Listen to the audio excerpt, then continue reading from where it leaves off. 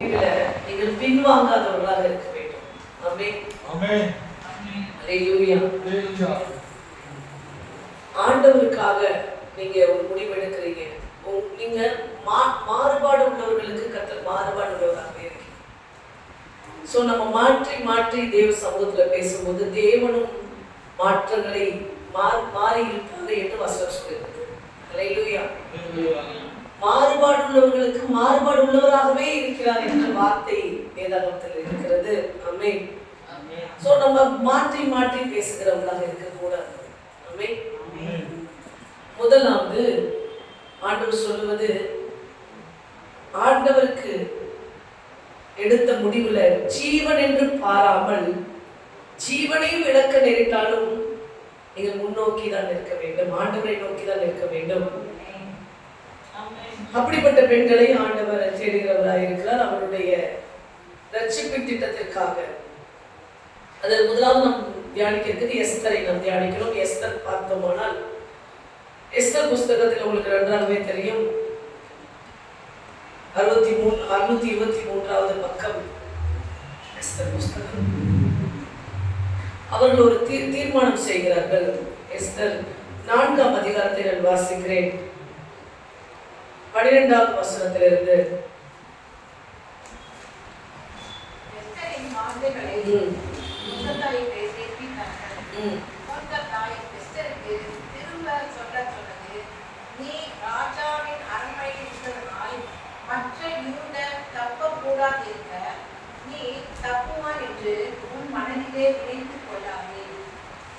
இந்த காலத்திலே மௌனமாய் இருந்தால் யூதருக்கு சகாயம் இரட்சிப்பும் வேறொரிடத்திலிருந்து எழுப்பும். அப்பொழுது நீயும் உன் தகப்பன் குடும்பத்தாரும் அழுவீர்கள். நீ இப்படிப்பட்ட காலத்துக்கு உதவியாய் இருக்கும்படிக்கு உனக்கு ராஜ மேன்மை கிடைத்திருக்கலாமே, யாருக்கு தெரியும் என்று சொன்னார். அப்பொழுது எஸ்தர் மொர்தெகாய்க்கு மறுபடியும் சொன்னது, நீ போய் சூசானில் இருக்கிற யூதரை எல்லாம் கூடி வரச் செய்து 3 நாள் அல்லும் பகலும் ருசியாமலும் குடியாமல் இருந்து எனக்காக உபவாசம் பண்ணுங்கள். நானும் என் தாதிமாரும் உபவாசம் பண்ணுவோம். விதமாக சட்டத்தை மீறி ராஜாவிடத்தில் பிரவேசித்தேன். நான் செத்தாலும் சாகிறேன் என்று சொல்ல சொன்னாள். ஆமென். ஹல்லேலூயா. பாருங்க, யூதருக்கு என்று ஒரு ஆபத்து உண்டாகிறது. இது மொர்தெகாய் மூலமாக எஸ்தருக்கு தெரியப்படுத்தப்பட்ட பிறகு, மொர்தெகாய் மூலம் தெரிந்த அந்த விஷயத்தை எஸ்தர் கேட்ட பிறகு அமைதியாக இருந்திருக்கிறார்கள், ஒன்றும் செய்யாமல் இருந்திருக்கிறாங்க. அப்ப மொர்தெகாய் திரும்பமாக சொல்றாங்க, நீங்க எஸ்தராகிய நீ ராஜாத்தியாக இருக்கிறார், ராஜ அரண்மனையில் அதிகாரம் பெற்றவர்களாக இன்றைக்கு கர்த்தர் அமர்த்தி இருக்கிறார். அப்படிப்பட்ட சாக்கியத்தை இன்று யூதருக்கு வரும் ஆபத்துக்காக கர்த்தர் உனக்கு கொடுத்திருக்கலாம்.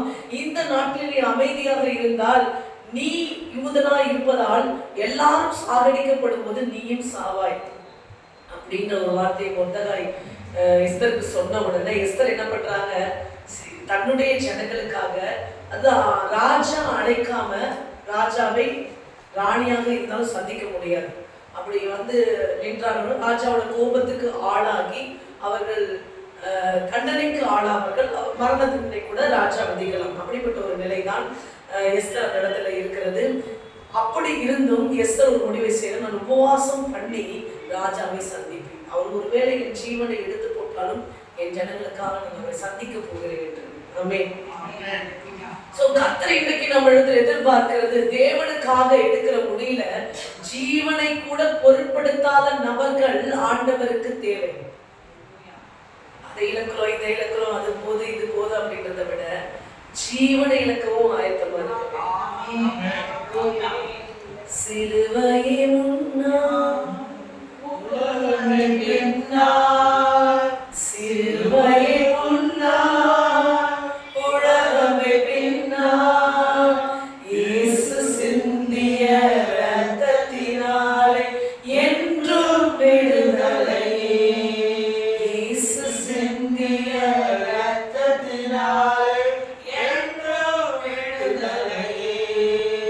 அல்லேலூயா. தேவனுடைய திட்டத்திற்காக அந்த யூதர்களை மீட்க வேண்டும் என்று, அதற்காக தான் நீ ராஜாத்தியாய் அமரப்பட்டிருக்கிறார் என்ற தேவ திட்டம் மொர்தெகாய் மூலம் எஸ்தருக்கு தெரியப்படுத்திய பிறகு அந்த தேவ திட்டத்திற்காக அவர் ஜீவனையும் விட தயாராக. ஆமென். உங்கள் பேரில் தேவனுடைய திட்டத்தை நீங்கள் அறிந்த பிறகு நீங்கள் எப்படிப்பட்டவர்களாக இருக்கிறீர்கள்? ஆமென். அதை அலட்சியமாக எண்ணுகிறவர்களாக இருக்கிறீர்கள். அந்த திட்டத்துக்காக ஜீவனே போனாலும் அன்றைக்கு அப்போஸ்தலர்கள் அப்படிதான் இருந்தார்கள். ஆமென். உலகத்தின் ரட்சிப்புக்காக, மனிதர்களின் ரட்சிப்புக்காக ஜீவனை பொருட்படுத்தாமல் ஆண்டவர் பின்பு சென்றார்கள். ஆமென். அல்லேலூயா. ஆண்டவர் மரித்த பிறகும் அப்படி செய்தார்கள். ஆமென். இன்றைக்கு எஸ்தரை போல ரட்சிப்பின் திட்டத்திற்காக, தேவனுடைய ரட்சிப்பின் திட்டத்திற்காக உங்களுக்கு கொடுக்கப்பட்ட அழைப்புல நின்று அதிலிருந்து பின் வாங்காமல் நீங்கள் ஜீவனை பொருட்படுத்தாமல் நடக்க தேவன் உங்களை அழைக்கிறவராக இருக்கிறார். ஆமென். உங்களுக்கு டெபோராளை குறித்து நன்றாக தெரியும். பாலாக் ராஜா டெபோராள் வந்தால்தான் அந்த யுத்தத்துக்கு செல்லுவேன் சொல்லி விடுகிறார். ஆனாலும் டெபோராளுக்கு யுத்தம் செய்ய தெரியாது. ஒரு தீர்க்கதரிசி.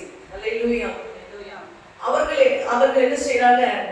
ஆண்டவருடைய திட்டம் நிறைவேற வேண்டும், தீர்க்கதரிசனம் நிறைவேற வேண்டும், ஆண்டவருடைய திட்டம் நிறைவேற வேண்டும், யுத்தத்திற்கு நானும் வருகிறேன். ஆமென் என்று அவர்கள் நின்றார்கள். ஆமென். யுத்த களத்திற்கு போகாத ஒருவர் தேவனுடைய திட்டத்திற்காக, தேவனுடைய வார்த்தைக்காக யுத்தத்துல போய் நின்றார்கள். ஆமென். சோ இன்றைக்கு கர்த்தர் நம்மை அழைப்பது ஆண்டவருடைய வார்த்தைக்கு, திட்டத்திற்கு, அழைப்பிற்கு முன்னேறி செல்கிறவர்களாக இந்த டெபோராள் எஸ்தரை போல நாம் இருக்க தேவன் அழைக்கிறார். ஆமென். ஹல்லேலூயா. ஹல்லேலூயா. தனக்காக வாழாமல் கர்த்தருக்காக வாழுகிற நபர்களை ஆண்டவர் தேடுகிறவராய் இருக்கிறார். ஆமென். தனக்காக வாழாமல் தேவனுடைய திட்டத்திற்காக, ஜனங்களை மீட்க வேண்டும், ரட்சிப்படைய வேண்டும் என்பதற்காக வாழுகிற நபர்களை தேவன் தேடுகிறவராய் இருக்கிறார். ஆமென். ஹல்லேலூயா. இரண்டாவதாக நான் சொல்லுகிறேன், குடும்பத்தின் சவால்களை ஜெயிக்க தேவன். நான் முதலாவது தலைப்பு சொன்னேன், ஜபமும் விசுவாசமும் அர்ப்பணிப்புள்ள பெண்கள். ஃபர்ஸ்ட் நம்ம பார்த்த தலைப்பு அர்ப்பணிப்பு. ஆமென். அடுத்துதான் நம்ம பார்க்க போகிறது அதிலேயும் அர்ப்பணிப்புள்ள ஜபம். ஆமென். ஜீவனை அர்ப்பணித்து நான் ஜெபிக்கிறேன். ஆமென். அடுத்து பாத்தீங்க அப்படின்னா குடும்பத்துல சவால்கள். இதை நீங்கள் ஜெயிக்கவும் உங்களுக்கு என்ன வேணும் அப்படின்னா ஆண்டவருடைய திட்டத்தை நிறைவேற்றவும் உங்களுக்கு ஜபமும் விசுவாசமும் அர்ப்பணிப்பும் தேவை. என்ன தேவை? ஜபமும் விசுவாசமும் அர்ப்பணிப்பும். நான் தேவ சித்தத்தை செய்ய விரும்புறேன்னா நீங்க நல்லா ஜெபிக்கிறவங்களா இருந்தா தான் செய்ய முடியும். இயேசு கிறிஸ்து கெத்செமனே வரையும் ஜெபிச்சாரு. வந்தது என்னமோ பிதாவின் சித்தத்தை நிறைவேற்றதான். 3 வருஷம் ஜெபிச்சிருக்க மாட்டான்னு நீங்க நினைக்கிறீங்களா? நிறைய ஜெபிச்சாரு. ஆனா லாஸ்ட் மினிட் தேவ சித்தம் நிறைவேற வரையும் அவர் ஜெபிச்சாரு. அந்த இரவு, அந்த கடைசி நொடி வரையும் அவருடைய சித்தம் நிறைவேற வேண்டும் என்ற ஜபம் அவருக்குள் இருந்தது. ஆமென். ஹல்லேலூயா. நீங்கள் தேவ சித்தத்தை நிறைவேற்ற வேண்டும் என்று விரும்புவீர்கள். ஆனால் அந்த சித்தம் தடைபடாமல் நடக்க வேண்டும் என்பதற்கு கடைசி மட்டும் அவமானங்கள், நிந்தைகள் வரலாம். தேவ சித்தத்தின் போது இயேசு கிறிஸ்து சிலுவையில் அடிக்கப்படும் போது அதுதான் பிதாவின் சித்தம். அவமானங்கள் இருந்தது, குற்றச்சாட்டுகள் இருந்தது, ஆனா முடிவுல மகிமையாய் மாறினது. ஆமென். சிலுவை காட்சியோடு நம்முடைய வாழ்க்கை இருக்க போறது கிடையாது. உயிர்த்தெழுந்த வல்லமையில் நம் வாழ்க்கை இருக்கிறது. ஆமென். தேவ சித்தத்தை நிறைவேற்ற முதலாவது ஜபம் அவசியம், இரண்டாவது விசுவாசம் அவசியம், மூன்றாவது அர்ப்பணிப்பு அவசியம். ஆமென். ஹல்லேலூயா. சிலுவையில் தன்னை ஒப்புக் கொடுக்க இந்த பாத்திரம் நீங்க குடும்பமானால் நீங்க, ஆனா என் சித்தம் அல்லாதவும் சித்தம் என்ற அர்ப்பணிப்பு. ஹல்லேலூயா. எஸ்தர் சொல்றாங்க, ஜீவனை போனாலும் பரவாயில்ல, நான் என்ன அர்ப்பணிக்கிறேன் இந்த ஜனங்களுக்காக. ஆமென். ஆமென். ஹல்லேலூயா. டெபோராள் போனாங்க, இஸ்ரவேல் ஜனங்களை மீட்டெடுக்கிறது தேவனுடைய திட்டமா இருக்கிறது. இந்த யுத்தத்துல இஸ்ரவேல் ஜனங்களை மீட்க வேண்டும் என்ற அதற்காக தன்னையும் கொண்டு போய் அந்த யுத்தத்தை நிறுத்தினாங்க. ஹல்லேலூயா. சோ இன்றைக்கு தேவன் உங்களை அழைக்கிறது, தேவ சித்தம், தேவ திட்டம் நடக்க 3 காரியங்கள் உங்களுக்கு அவசியம்.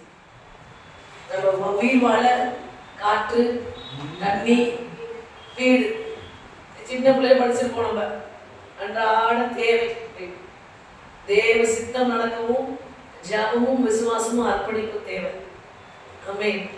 இது மூணு இல்லாம எப்படி நம்ம உயிர் வாழ முடியாதோ, தேவ சித்தம் நடக்கவும் இது மூணு இல்லாம தேவ சித்தம் நடக்கிறது ரொம்ப கஷ்டம். ஆமென். அவர் சித்தத்தின் மேல் உங்களுக்கு விசுவாசம் இருக்க வேண்டும். சிலுவைக்கு பின்பு மூன்றாம் நாள் உயிரோடு எழுந்திருப்பார் என்ற. ஆமென். ஹல்லேலூயா. இந்த பாடுகளுக்கு பின்பாக மகிமை ஒன்று என்ற விசுவாசம் வேண்டும். ஆமென். ஆமென். இரவும் பகலும் ஜெபம் வேண்டும். ஆமென். ஆமென். இவர்களால் தேவ சித்தத்தை செய்ய முடியும். இரண்டாவதா நான் சொல்றேன், குடும்பத்தின் சவால்களை நீங்கள் சந்திக்கவும் உங்களுக்கு என்ன வேணும்? ஜெபமும் விசுவாசமும் அர்ப்பணிப்பும் வேண்டும். பாருங்க, அண்ணாளுக்கு ஒரு சவால். என்ன சவால்? வெளிநாடால குழந்தை இல்லை. மலடி என்ற ஒரு பேர் வாங்கி கொண்டிருக்கு. 1 சாமுவேல் உங்களுக்கு தெரியும். 1 சாமுவேல்ல 1ஆம் அதிகாரத்துல அண்ணாளுடைய ஜெபம், அவளுக்கு முன்னாக இருந்த குழந்தை இல்லை என்ற சவாலை, இன்னைக்கு அதுல நீங்க உணர்த்தப்படாம இருக்கலாம், ஆனா அந்த சவால்களை சந்தித்துக் கொண்டிருக்கவங்களுக்கு தான் தெரியும். ஹல்லேலூயா. குழந்தை இல்லாம மனுஷங்களை பார்க்கறதே அவங்களுக்கு பெரிய சவாலா இருக்கும். அந்த மனுஷியை பார்க்கறதுக்கு பெரிய சவால், அந்த கூட்டத்துல போய் நிக்கிறதுக்கு ஒரு சவால். ஹல்லேலூயா. அத்தனை பேர் பேச்சுகளையும் அத்தனை பெரிய வார்த்தைகளையும் தாண்டி நான் நிற்க வேண்டும், தலை நிமிர்ந்து நிற்க வேண்டும் என்பது ஒரு சவாலாக எண்ணப்படுகிறது. அண்ணாளுக்கு அப்படிப்பட்ட சவாலை வெளிநாள் தொடர்ந்து அவளை மடங்கடித்துக் கொண்டே இருக்க, வார்த்தையினால் கொன்று கொண்டு இருக்கிறார். அந்த அண்ணாளுக்கு முன்பாக வைக்கப்பட்ட அந்த குழந்தை இல்லை என்ற சவாலை அவள் தேவனுடைய ஆலயத்தில் சென்று ஜெபித்து ஜெயம் பெற்றாள்.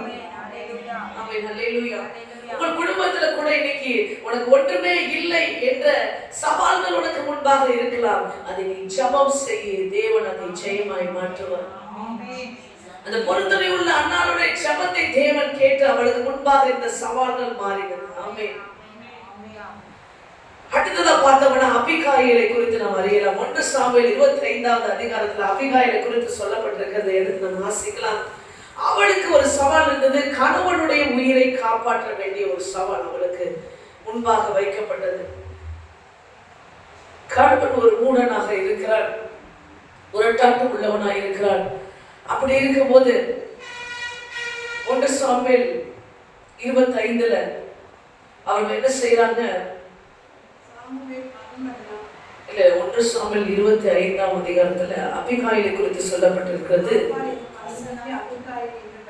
அபிகாயில் என்ன செய்யறாங்க? கணவனுக்கு தாவீது மூலம் ஒரு ஆபத்து வருகிறது என்று சொன்ன உடனே அவங்க 18:1 வசனத்துல, அப்பொழுது அபிகாயில் தீவிரமாய் 200 அப்பங்களையும் 2 துருத்தி திராட்சைகளையும் சமையல் பண்ணப்பட்ட 5 ஆடுகளையும் 5 படி வறுத்த பயிற்றையும் வட்டலாகப்பட்ட 100 திராட்சை பிள்ளைகளையும் வட்டலாகப்பட்ட 200 பல அடைகளையும் எடுத்து கழுதையின் மேல் ஏறி தன் வேலைக்காரை பார்த்து, நீங்கள் எனக்கு முன்னே போங்கள், இதோ நான் உங்கள் பின்னே வருகிறேன் என்று சொல்லி அனுப்பினான். தன் புருஷன் ஆகிய நாபாலுக்கு அதை அறிவிக்கவில்லை.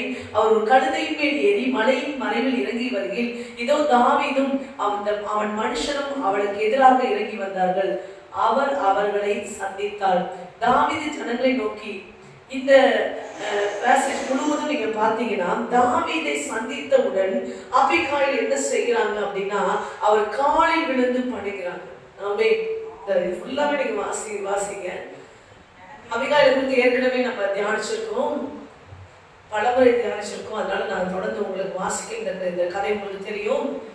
அபிகாயில் என்ன பண்றாங்க? தன்னுடைய கணவருடைய உயிரை காப்பாற்ற வேண்டும் என்பதற்காக துரிதமாய் செயல்பட்டு தாவீது எதிராய் வந்து தன் கணவரை அழிப்பதற்கு முன்பு இவர்களை எதிர்கொண்டு போய் அவருக்கு வேண்டிய எல்லா உதவியையும் அவர் என்ன கேட்டாரோ அதையெல்லாம் எடுத்துட்டு போய் அவர்கிட்ட கொடுத்து ஒரு கால்களில் விழுந்தவர்களாக இருந்தாங்க. ஞானம் உள்ளவளாக தன் கணவரை காப்பாற்றினார். அதுதான் புத்தி உள்ள ஸ்திரீ தன் வீட்டை கட்டுகிறார். ஞானமா இருந்து கணவருடைய ஜீவனை காப்பாற்றினார். ஆமென். ஆமென். ஹல்லேலூயா.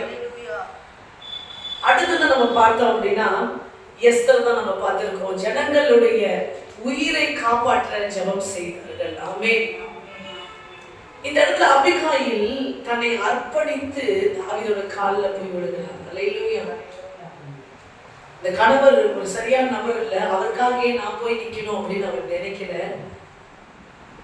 அவள் போய் அந்த ராஜாவின் கால்களில் விழுந்து அவள் விண்ணப்பம் செய்தவளாக காணப்படுகிறாள். ஆமென், ஹல்லேலூயா.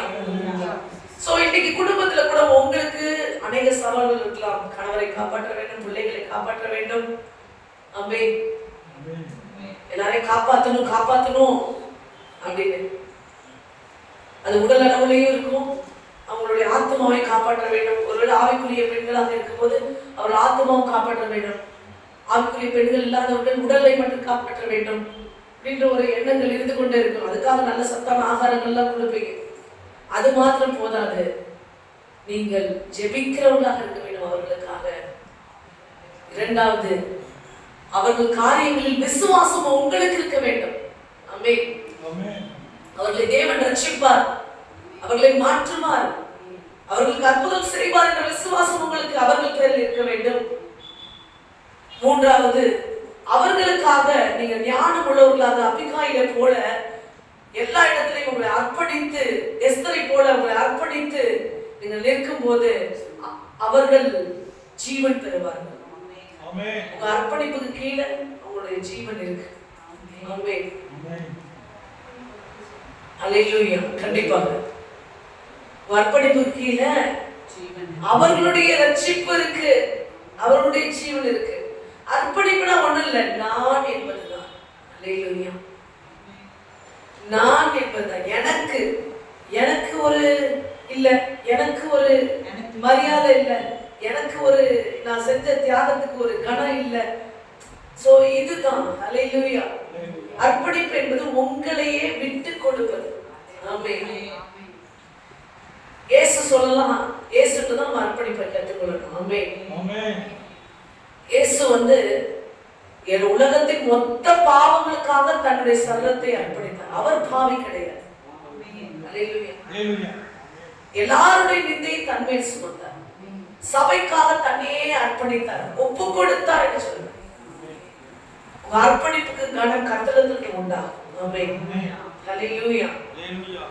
சோ அபிகாயில் தான் சொன்னேன், அபிகாயில் தன் கணவன் மூடன் என்று தெரிந்தும் அவனுடைய ஜீவனை காப்பாற்றுவதற்காக ஓடினான், விரைந்து ஓடினான். ஒரு நல்லவருக்காக ஓடுறது ஈஸி.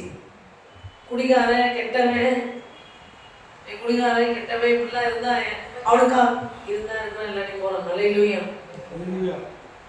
அப்படின்ற மாதிரி எண்ணங்கள் உடையவர்களாக இருக்கிறாங்க. அபிகாயில் இவர் இப்படிப்பட்ட மூடனாய் இருந்து கூட அவருக்காக அவர் ஜீவனை காப்பாற்றப்பட வேண்டும் என்று முன்பு ஓடினார்.